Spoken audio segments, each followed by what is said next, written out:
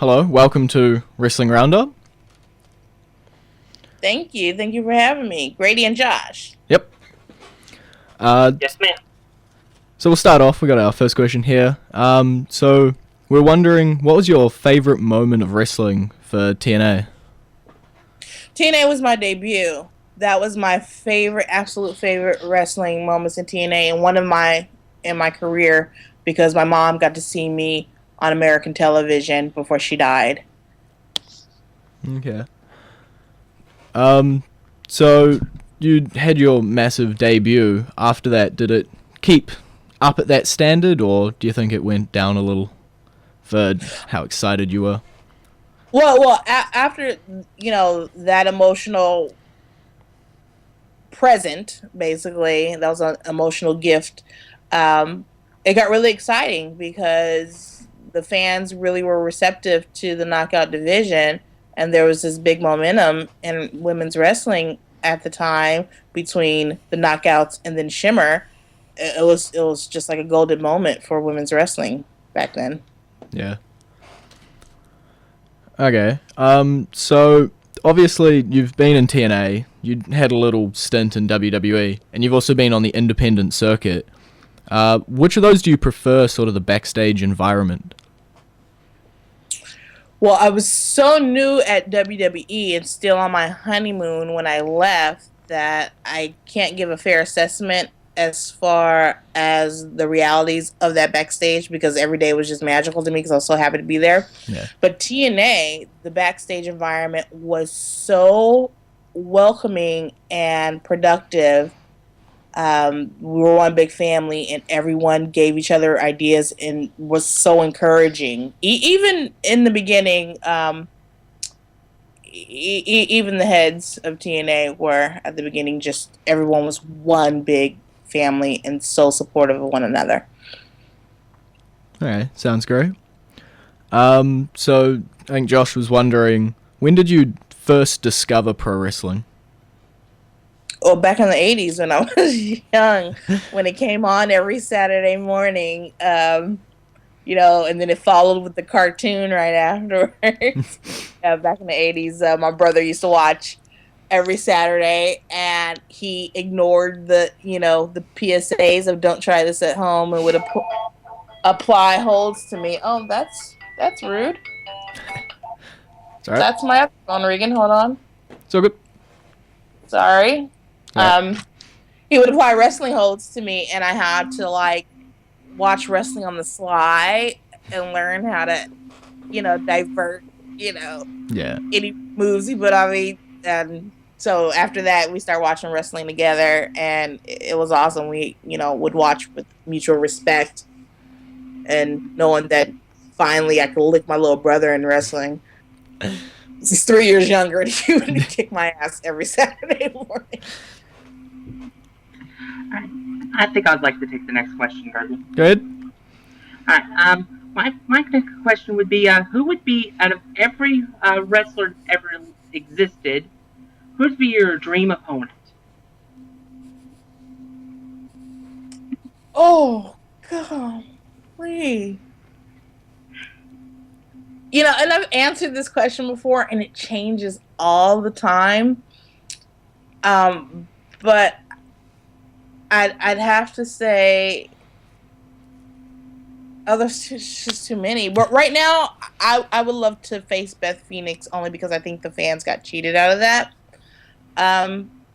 During, everybody expected that to happen and it didn't happen. And I think that's what's missing out of my career. I think if her and I were to decide to sign on for a match, that would complete a set. That kind of leads into the next question, which was, when you signed your WWE contract, who were you most looking forward to having a feud with? Yeah, definitely Beth. And everywhere I went, people would say that was their dream match, Beth and I. And two strong girls going toe to toe. I think that would have been wonderful. By the way, I think one of the people that I would have loved to have seen if we could have a time machine that you face would have been Mae Young in her prime. Because I think that would have Oh, been a really good match. I definitely think that she would have out wrestled me and had me tap out in no time. For She, sure. Yes, she's one of those I special. agree. I agree with you. And I think I'll let Grady take back over now. Okay. So we talked about your dream opponent of who you'd like to wrestle with, but out of the people who you did wrestle with so far in your career, who's your favorite opponent to have a match with? Oh, there's a lot too. Aja and I had a really great match, and it was extremely nerve wracking, especially since right before then I learned how and why I got my name, and so to face her in the ring was extremely intimidating. But she was awesome, a great ringleader, ring general. I had a great experience, and I just talked about this in a different interview during TNA, where in a segment overseas, I got to be in an intergender match, and there was Booker T and Scott Steiner and Charmel on one end. I teamed with Team 3D, and then Mick Foley came out and serenaded me at the end, and I got to make out with Devon in the middle of the ring, and then during the show, I got to body slam Booker T. I mean, all in one match. So it was like that's just that's a lot. That was a lot, and it was awesome, and it was a magical moment, almost as magical as the Royal Rumble, because you got to give respect to the Royal Rumble, but man, to have all those legends, one ring, body slam Booker T, make out with Devon, and get serenaded by Mick Foley. Oh man, that's awesome. I definitely think that tops the Royal Rumble. Yeah, a little bit. So we talked about when you got signed to TNA and you made your debut, how emotional and awesome that was.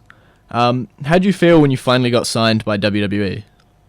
Ecstatic, validated. I felt extremely validated, and I didn't know that I needed that validation until I got signed, because I always thought that I didn't, that I proved myself in the wrestling business and that I wouldn't be forgotten, even if I hadn't signed a WWE contract, which I still think is true. Yeah. But once I got that contract, it felt like I was extremely validated, and it felt there's nothing like it. There's nothing like it. It's like almost being blind and then just finally getting to see in color. Like seeing in black and white and then getting to see in color. It's awesome. It's an awesome experience. Okay. Josh, do you want to ask a couple again? Yeah, I'm actually going off the script with this next question. Okay. How do you feel about seeing fellow indie star Havoc as the new TNA Knockouts champion? Well, it's time to get some new blood up in there. And I love strong style. She's a sturdy girl, and she's young, and she's going to ensure that people stay interested in wrestling, particularly women's wrestling. And I'm wishing her the best, and I'm rooting for her. And she's facing Gail, so I have to root for her. Hello. Yeah, I agree. That is something special to see, because I have watched her on Shimmer, and I was impressed with her when I've seen her. So I have been in twice to check out Impact Wrestling just because of Havoc. Yeah, I actually got a call from TNA for a quote to give a quote about her, or like an interview, and so I asked them for the questions, but I guess we couldn't hook up for them to answer in time. So hopefully with this interview, it'll get out there that I support Havoc, and I'm wishing her the best, and throw them bitches around. That's what we here for. Okay. All right. You go, Josh. I think we kind of touched on it earlier, but is there anything that you would like to have changed about your career so far? Well, I wish my WWE run was longer, but that was there were personal issues that the timing was just bad. I think that's the only thing that that was such a short run, but I'm so appreciative. I'm so appreciative of the run that it's hard to have any regrets or anything. It's just I've led a really blessed life and wrestling career, and one that many people haven't been blessed to have. So I'm grateful for it. I think I've got one more question here. It's kind of you've probably been asked it a bunch of times. Have you had any contact with the WWE since you've left them? And if you were offered, would you go back? Yes, I have had contacts with WWE. They are they're very good with their alumni. But I have had talks about returning, and it just hasn't panned out and worked out yet. Not to say it won't, and not to say that it will, because the longer things go, the more closed the window gets. But it's not impossible. I mean, people return to WWE all the time. Rob Van Dam comes back all the time. So I'm thinking there still may be a shot. And I'm thinking Kong or Kharma, that character is ageless and timeless. So, I still got some time and I'm still young. And your other question was... whether you'd go back if they offered. Oh, heck yeah. Hello. Heck yeah. Of course I would. All right. I've turned down returning to TNA just to stay a WWE alumni, because, as soon as you go back to TNA, they take you off the alumni page. So, heck yeah. Heck yeah, I would. All right. I think that's all the questions I've got from my list. Okay. So we've actually got a third co-host, Fid. He's not here today, but he just wanted to know if the Royal Rumble return where you came out, whether that was originally planned to be a full-time return or just sort of a one-off. I think it was supposed to be a one-off. Okay. I had a lot of health issues after my maternity leave. Mm-hmm. During my maternity leave, I was hospitalized. I was near death. And they figured that the Royal Rumble would be like a boost in the arm to help me get back on track, to, make a full recovery and to get in the shape they wanted me to be in. I wanted to be in, to maintain a full road schedule for WWE. It just, the stars just didn't align that way. Okay. Looking at it now, who do you think sort of has the better Divas or Knockouts division, WWE or TNA?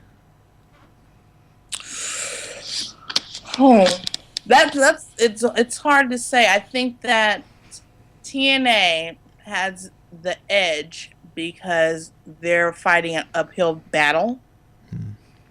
I think that the Divas division, while they are also fighting an uphill battle because they're working against the current of having the reputation of being just TNA. And right now they're trying to overcome that reputation by, having legitimate matches and have people respect their work. Those girls are working really hard for that, and they're not getting recognized. They're not given their due. So I think it's a seesaw, and it goes back and forth a little bit. Okay. So something that WWE's doing that TNA isn't doing is Total Divas. Have you watched that at all? I have watched that. What do you think of it as a concept for the show? I think it's a great start. I haven't watched this season yet. It's piled up on my DVR. I'm a binge watcher. I like to wait for seasons to be over and then to take a weekend and watch them all in one swoop.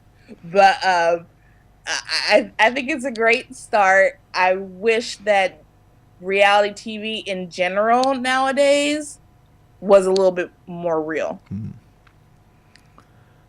If you were offered, like, say you're still with WWE and you were wrestling on their roster and you were offered to go on Total Divas, is that the sort of thing you'd do? It would, because I think, I think the most boring day of mine is extraordinary. It might be boring on my end, but someone watching me like, oh my gosh, this is just addicting. Yeah, I have pretty interesting days. Okay. Do you have an example of one of these interesting days that's safe for radio? Well, I mean, the thing is with me is I always say what's on my mind. I really don't. I don't edit myself, even though I should sometimes. It would be smarter for me to edit myself, but I don't.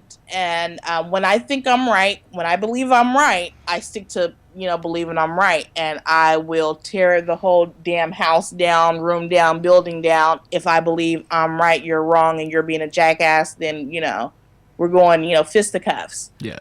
And so to put that on tape might be a little bit explosive. It might be a little bit too much. But I mean, I'm also a kind person too. There's many facets of me.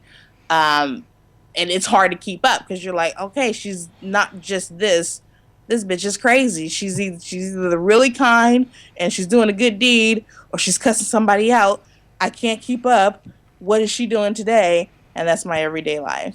Okay. It's just not one plane. It's just I'm a different Kia. I'm a different Kong every day that I wake up. You never know what you're gonna get.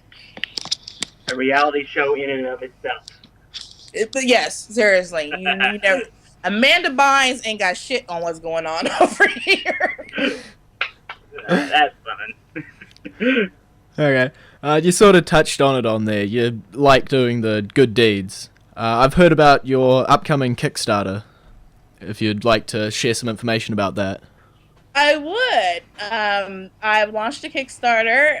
The working title is The Good Kharma Tracker. As people know, I worked under the name Kharma with an H in WWE, and I chose that name because I do believe that you get what you put out in the world.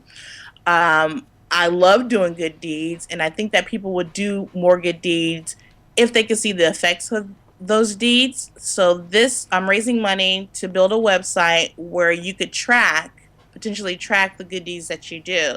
So with a special serial number or token, you'd be able to give that to the person that you asked to pay it forward to, and they can go on the site and then log in the kind deed that you did and then how they paid it forward, and it goes on and on and on from there.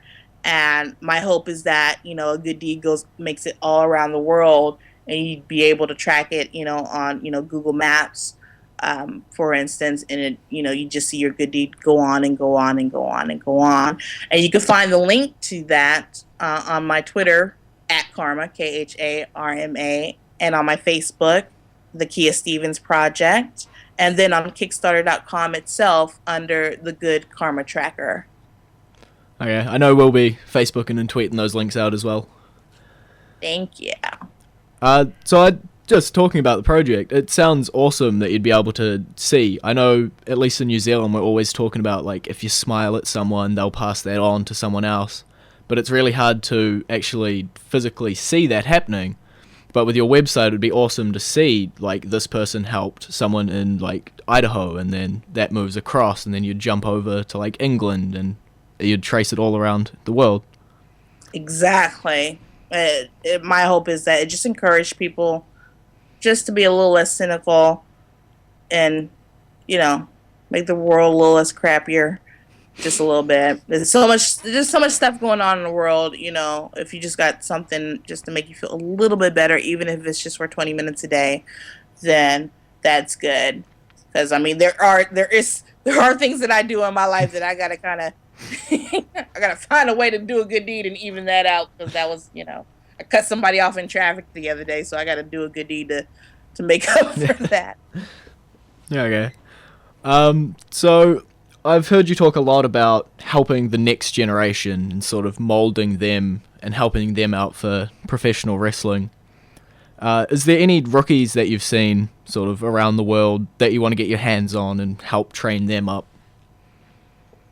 Well, there is a new girl on the scene. Well, not exactly new. She's been on the scene for a few years. Her name is Jessie K, and I believe she's out of the Baltimore area that I just wrestled a few months ago in North Carolina. And she was so respectful. She came at the last minute. I was supposed to face Taryn Terrell, and for one reason or another, Taryn couldn't wrestle that night. And Jessie K came in at the last minute, like seriously 40 minutes before, our curtain call. And she listened. She went out there and she listened to exactly what I had to say and did exactly what she was supposed to do. And afterwards, Lance Storm blessed her with a $2,500 scholarship to further her career because she attended a seminar that weekend. And based on that match and what she did in that match, she got that scholarship. And I'm just so proud of her and so happy that we worked together and she was able to do that. Sweet. Do you have any advice in general to sort of other female wrestlers anywhere around the world about what they can do to sort of get noticed or make it to the big time? They need to sacrifice everything and make wrestling number one for at least 5 years. Dedicate 5 years of your life to this business and make it your number one priority, and wake up every day and work at least 6 hours towards your craft. And that doesn't necessarily mean you have to spend 6 hours in the ring, but work on your brand.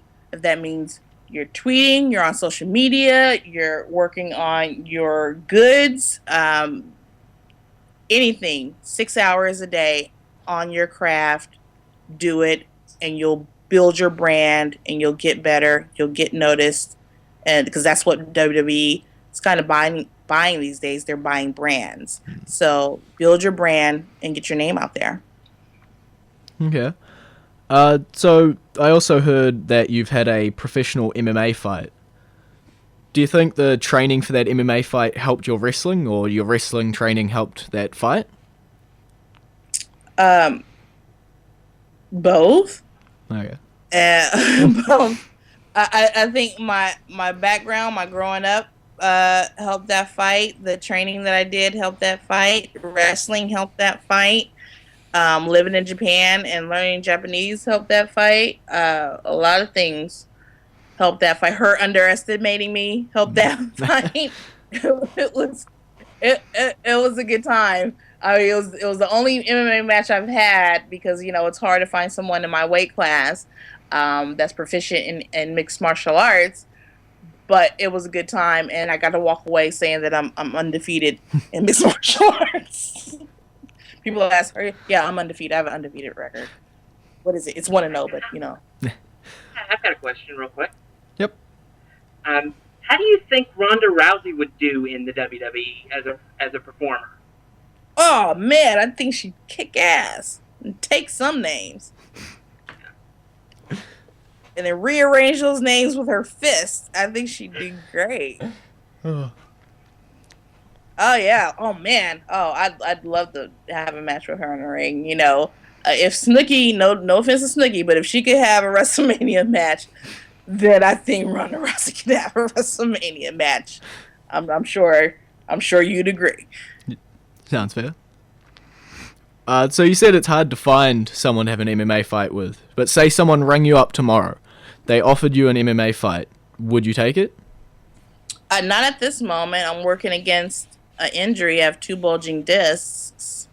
But I was watching TNZ the other day, and I was